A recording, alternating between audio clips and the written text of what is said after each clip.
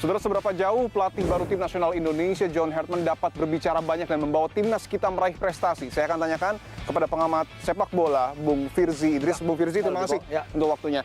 Kita tahu bahwa julukan John Hartman adalah history maker. Saya ingin tanyakan Bung Firzi, seberapa jauh John Hartman mampu mencetak sejarah bagi timnas kita jika dibandingkan dengan STY dan Patrick Kluivert? Iya, pertama memang apa yang diwariskan kepada Hartman itu sebenarnya sebuah tim yang kalau kita lihat ada tulang punggung tim yang kuat di situ ya. Pertama ada dari Jai Itzes, Emil Audero, Tom Hai, dan kemudian Ole Romeni. Cuman dia memungut kepingan-kepingan tim yang memang baru mengalami, mungkin saya nggak akan bilang kegagalan ya, tapi belum berhasil kita lolos ke Piala Dunia 2026. Tapi dia datang dengan ekspektasi mungkin dalam setahun ke depan ini dia akan punya time. Itu yang nggak dipunyain Patrick Kluivert. Karena Patrick Kluivert ketika datang, dia nggak punya waktu untuk eksperimen, dia nggak punya ruang. Dia datang harus sukses dan dia nggak berhasil ya. Oke, kita lewatin itu, tapi sekarang kita menatap ke depan. Ada agenda-agenda penting nih di 2026. First and foremost adalah FIFA Series. Ini adalah suatu kejuaraan baru ya, mini turnamen yang dibuat oleh FIFA. Itu kita akan ketemu, timnas akan menjadi tuan rumah bagi negara-negara dari Afrika, dari UEFA, dari CONCACAF, Amerika Utara, dan juga Amerika Selatan. Ini adalah kesempatan bagus untuk menguji diri timnas kita sekarang ada di level mana. Dan kemudian ada Piala AFF. Ini juga agenda nggak kalah penting, karena biar bagaimanapun menurut saya Piala AFF adalah suatu target yang nggak bisa kita lewatkan begitu saja. Di situ Piala Asia, dan itu yang penting. Oke, kalau berbicara soal kancah dunia, kita juga harus melihat track record dari John Hartman itu sendiri bisa membawa tim Kanada masuk ke Piala Dunia setelah 36 tahun absen. Ya. Apakah ini bisa menjadi modal besar untuk membawa timnas kita menjuarai Piala AFF dan masuk ke Piala Dunia?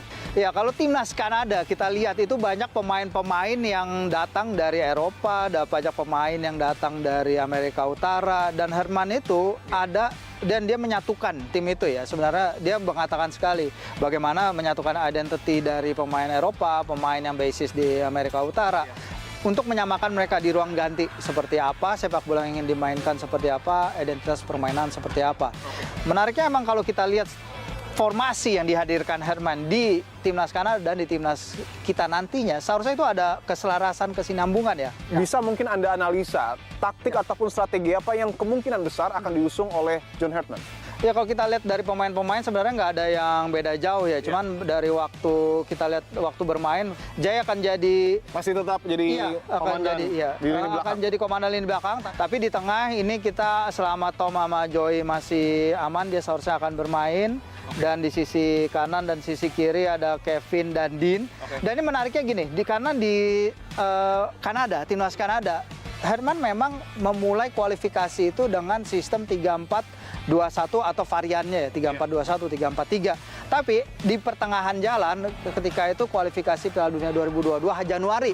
Ketika itu si Alphonse Davies, salah satu pemain utamanya mereka yang more or less permainannya mirip Dean James lah. Seorang wingback, tapi wingback yang sangat agresif, yang sangat serang mobile ke depan. Dia cedera. Salah satu cara untuk menangani cederanya Alphonse Davies ketika itu adalah Hartman memakai skema 4 back. Jadi dia revert ke 4-4-2. Jadi di sini kita lihat dia orang pelatih yang punya set of formation yang dia sukain, tapi dia bisa rela mengubahnya kalau situation mendictate dia untuk berubah ya. Ketika memang formasi 3-4-2-1 yang kemudian diimplementasikan, yang menarik dibahas adalah lini depan. Siapa yang paling memungkinkan untuk menempati posisi ini? Ya, kalau kita lihat sekarang Marcelino dengan bagaimana dia bermain ya di luar juga waktu bermainnya masih kurang optimal. Ole Romeni yang diharapkan, tapi dia ketika menghadapi cedera kemarin kan tidak gampang ya, cedera metatarsal.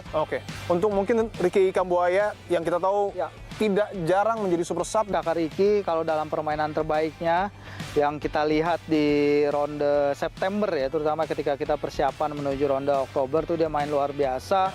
Ragnar kalau dia bisa mendapatkan menit bermain yang cukup, why not dia dicoba lagi. Kalau dia Ragnar dalam keadaan fit, dia bisa menjadi ujung tombak yang sangat efektif dalam membantu Ole Romeni. Ada satu hal yang jadi isu ketika peralihan pelatih di era Sintayong menuju Patrick Kluivert, ada narasi yang kemudian berkembang, suasana panas di locker room. Apakah seperti yang tadi disebutkan oleh Bung Firzi bahwa John Hartman ini akan mampu seperti di timnas Kanada untuk menyatukan locker room kita? Sejauh ini Herman memang pendekatannya lebih seorang yang intelektual ya ketimbang Kluivert, karena kalau kita lihat Kluivert ada aura sebagai pemain, yes, dia pemain yang sangat-sangat luar biasa bagi timnas Belanda, tapi sebagai pelatih kita tahu dia punya banyak red flag ya, belum pernah mengangkat tim ke Piala Dunia, belum pernah menangani tim yang level atas dan lain-lain. Sementara Herman kebalikannya, sebagai pemain hampir gak ada kok yang tahu dia, tapi dia sebagai pelatih dia ngerti nih apa yang harus dilakukan, dia ngerti bagaimana menyatukan identity itu. Setelah preskon perkenalan dia katanya akan tinggal di Indonesia, dia akan belajar identity, mengerti tentang culture kita, dan itu nanti culture akan dibawa ke lapangan dan seharusnya dia bisa memberikan sesuatu yang sangat-sangat berbeda dari ketika Coach Patrick kemarin. Apa kiranya yang bisa menjadi evaluasi ataupun masukan kepada federasi untuk betul-betul memperbaiki timnas kita dan memberikan prestasi? Memang Hetman didatangkan kan untuk menjadi pelatih timnas senior dan timnas U23 nih, artinya penekanan pada pembinaan. Oke, penekanan pada pembinaan oke, tapi aktualisasinya di lapangan seperti apa, grassroots football kita seperti apa.